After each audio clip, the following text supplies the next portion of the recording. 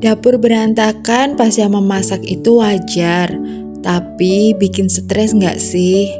Daripada ditunda, yuk kita sulap dapur kita jadi kinclong kembali. Hai teman-teman, kembali lagi ke YouTube channel aku. Apa kabarnya? Semoga teman-teman senantiasa diberi kesehatan, dimudahkan rezekinya, serta kita semua dalam lindungannya. Amin. Terima kasih yang sudah mampir di YouTube channel aku, dan terima kasih juga yang sudah subscribe. Dan terima kasih juga buat teman-teman yang sudah kasih masukan ke aku untuk perkembangan YouTube channel aku biar kedepannya lebih bagus, lebih maju dan lebih sukses lagi. Terima kasih ya teman-teman. Hal pertama yang aku kerjakan sebelum aku memulai kegiatan aku di dapur itu adalah membersihkan dapur aku. Dari meja makannya, dari dindingnya, dari kompornya, dari tempat cuci piringnya. Karena kalau aku mau memulai memasak tapi dapur masih berantakan,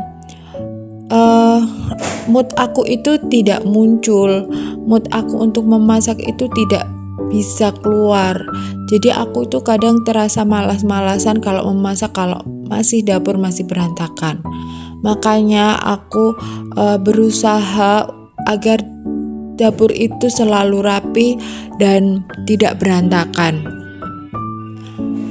Ini yang pertama aku lakuin adalah aku singkirin semua barang-barang yang ada di atas meja dapur. Aku pindahin semuanya, aku taruh di bawah, aku taruh di meja lain. Lalu aku bersihin meja dapurnya, dinding dapurnya, dan itu cukup aku lap dengan kain bersih saja. Kecuali kalau memang ada noda-noda yang sangat membandel, itu bisa aku cuci pakai sunlight. Karena atap dapur aku itu masih bolong, belum ada ternitnya, belum ada penutupnya. Jadi kotoran-kotoran yang ada di atas itu yang dari genteng itu terkadang banyak yang turun ya. Apalagi kalau musim hujan, ada angin seperti itu, dapur ini kayak kotor banget. Meja-mejanya seperti itu. Jadi aku tiap hari harus rutin untuk membersihkannya, harus mengelap-ngelap. Nah, ini aku bersihkan dulu seperti ini, aku bersihin semua. Dan terkadang itu di pojokan meja makan itu ada beberapa semut-semut yang keluar dari pojokan itu. Dan aku sudah bilang sama Pak suami untuk menutup celah-celah dinding-dinding yang semut-semut itu keluar. Nah, ini untuk rak-rak bumbu-bumbu aku juga bersihin karena barangnya kecil, jadi aku lap-lap pakai tisu basah seperti ini. Ya kadang pakai lap, tapi aku seringnya pakai tisu basah seperti ini ya teman-teman. Ini aku bersihin rak-raknya, terus aku bersihin juga untuk tempat-tempat bumbu-bumbunya itu. Aku biasanya bersihin dapur itu tidak tentu ya teman-teman. Kalau misalnya memang berantakan banget, aku bersihin. Dalam artian setiap harinya jika terlihat berantakan aku bersihin seperti ini. Kalau tidak terlihat berantakan banget, aku bisa seminggu 2 atau 3 kali saja ya teman-teman. Kalau teman-teman ada jadwal khusus gak sih untuk bersih-bersih dapur seperti ini? Kalau aku memang tergantung tingkat kekotorannya.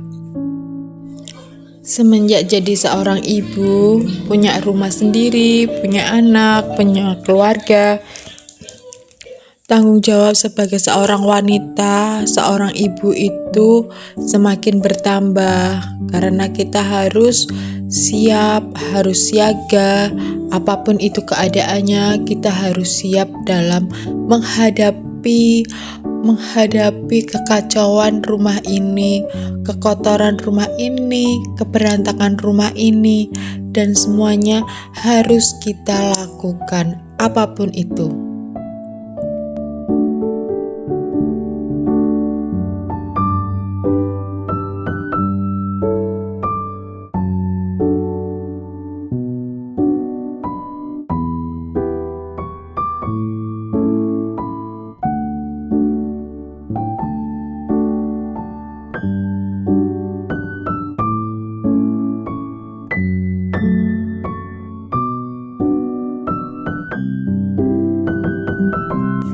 Sambil beres-beres seperti ini, biasanya itu aku memikirkan menu makanan ya teman-teman.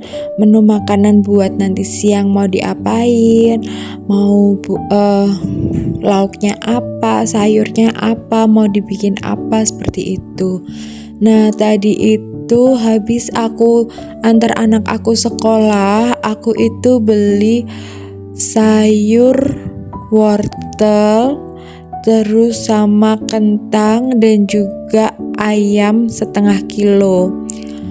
Sebenarnya aku pengen bikin sayur sop sama goreng ayam, tapi kepikirannya karena aku nanti berangkat kerja siang hari, jadi aku pengen masak yang satu tapi simple. Nah, nanti aku mau bikin sop ayam yang aku kasih wortel sama kentang sekalian. Sebenarnya juga nanti akan bikin tahu goreng, tapi entahlah nanti waktunya cukup atau enggak. Nah, ini untuk dapur juga, kompor juga aku bersihkan, aku lap-lap juga karena ini minyaknya lemak-lemak yang ada di kompor sedikit, jadi aku cuma lap seperti biasa. Nah, ini sisa gelas-gelas sama piring-piring yang dimakan tadi untuk waktu sarapan, baru aku cuci lagi setelah anak-anak berangkat sekolah. Ini aku cuci bersih semua ya teman-teman.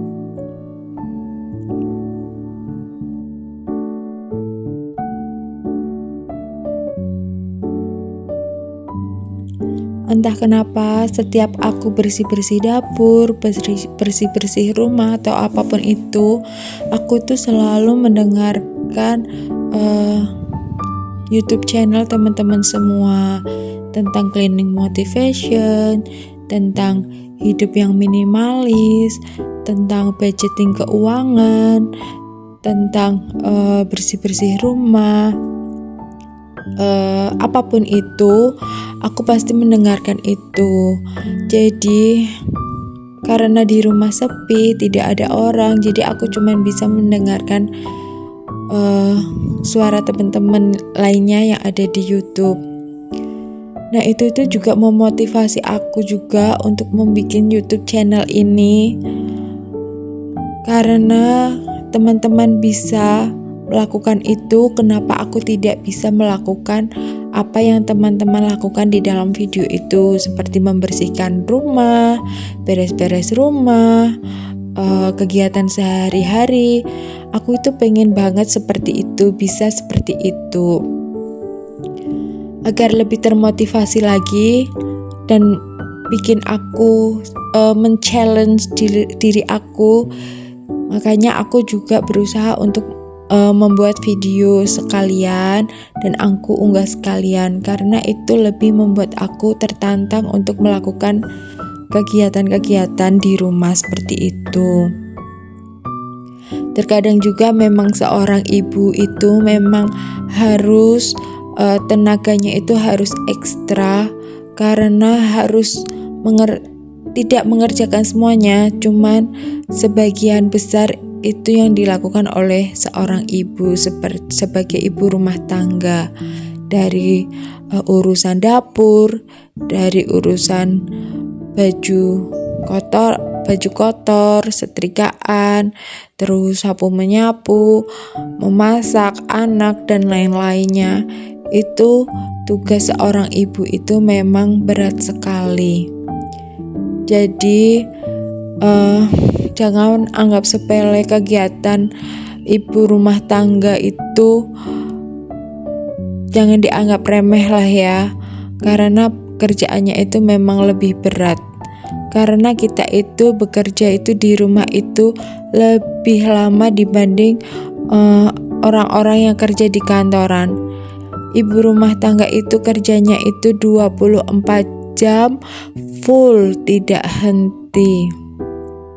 Makanya tolong banget untuk teman-teman di sana yang kebetulan kegiatannya itu kerja di luar, jangan meremehkan untuk ibu rumah tangga yang kerjanya cuman di rumah, yang cuman ngurusin anak. Itu ibu rumah tangga itu kerjaannya itu lebih banyak daripada orang-orang yang kerja di luaran, karena kita harus kerja 24 jam nonstop tanpa henti. Kenapa? Ya karena apa-apa yang dicari ibunya, dicari mamahnya. Anak pasti nyari ibunya, nyari mamahnya. Urusan perut juga ibunya, urusan dapur, urusan semuanya. Jadi please jangan menjudge ibu rumah tangga itu pekerjaan yang gampang. Ternyata lebih susah ya teman-teman. Nah, ini aku memulai untuk memasak. Ini aku memasak nasi dulu ya teman-teman. Aku memasak nasi caranya seperti ini, seperti biasa.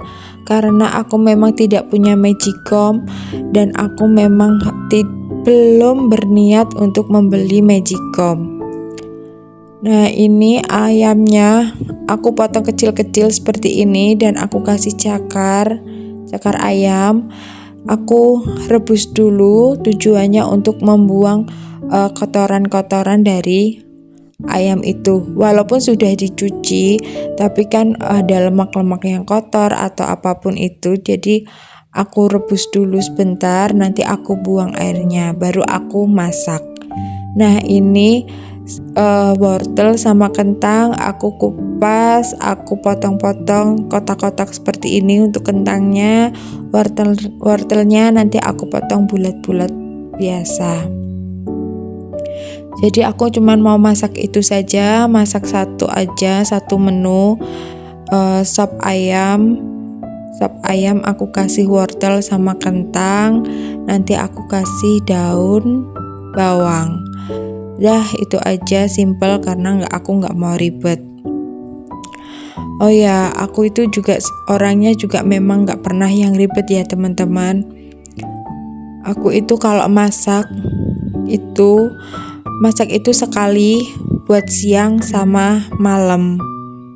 Kalau untuk sarapan biasanya aku bikinin nasi goreng atau makan sereal atau beli warung keluar ya teman-teman. Biasanya Pak suami yang beli sarapan dan aku mengurusin anak-anak.